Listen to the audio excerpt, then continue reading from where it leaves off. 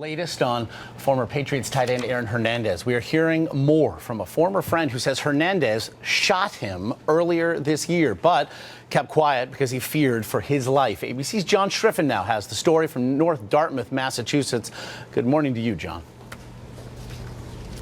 Well, Josh, good morning. That's right. This all comes as Hernandez remains here in jail, where he's been sitting for nearly a week now. And this morning, authorities are in the process of bringing back the last of the three men they say were involved in this murder of a semi-pro football player back here to Massachusetts.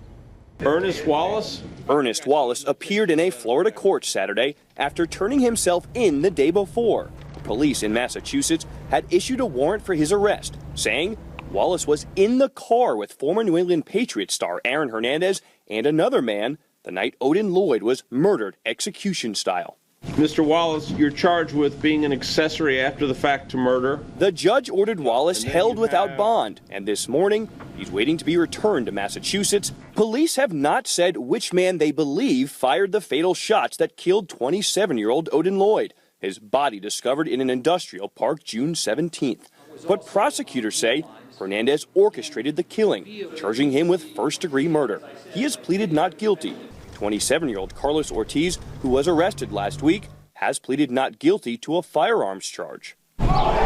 In the midst of this extensive investigation, hundreds gathered Saturday to shift the focus to the victim. I just feel that the status of this person, I don't even want to say his name, has kind of overshadowed the person that my friend is. Law enforcement officials tell ABC News and ESPN that investigators are focusing on whether Lloyd was killed because of information he might have had about a July 2012 double homicide.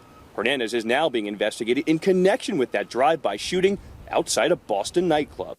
The 23-year-old is now also caught up in a civil suit, alleging Hernandez shot his friend in the face in February after a night out in Miami.